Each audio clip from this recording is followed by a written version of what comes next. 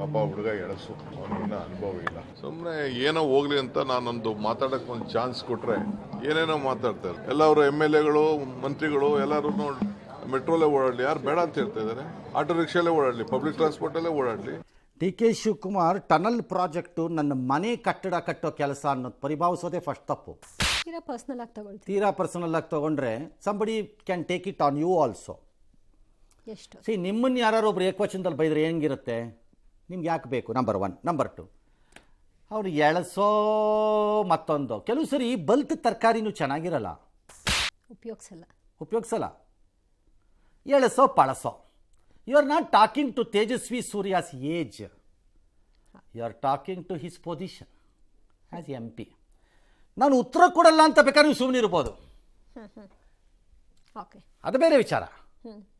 But ಅವನು ಎಳಸು, ನಾವು ಉತ್ತರ ಕೊಡಲ್ಲ. ನಾನು ಬೇಕಾದ್ರೆ BJP ಸೀನಿಯರ್ ಲೀಡರ್ಗಳಿಗೆ ಉತ್ತರ ಕೊಡ್ತೀನಿ.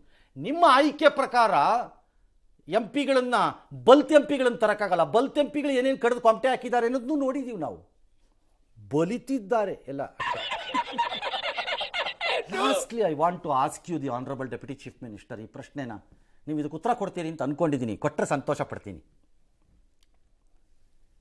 ರಾಹುಲ್ ಗಾಂಧಿ ಎಳಸು, ಅವನಿಗೆ ನಾನು ಉತ್ತರ ಕೊಡಲ್ಲ ಅಂತ ಮೋದಿ ಅಂದರೆ ಬ್ಯೂಟಿಫುಲ್ ಪಾಯಿಂಟ್. ಹೇಗಿರುತ್ತೆ ಹೇಳಿ ನೋಡೋಣ. ಅವರು ಏಕವಚನದಲ್ಲಿ ಅಪ್ಪಿ ಅನ್ಬಾರ್ದು, ಬಟ್ ಅಂದ್ರೂಪ ಅಂತ ಇಟ್ಕೊಳ್ಳೋಣ. ಹೇಗಿರುತ್ತೆ?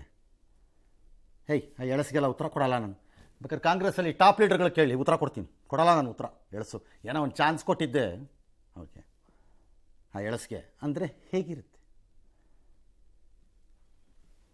ಎಸ್, ಚಪ್ಲಿನ ಶಾಲಲ್ಲಿ ಸುತ್ಕೊಂಡು ಹೆಂಗ್ ಹೊಡೆದ ನಮ್ಗೆ.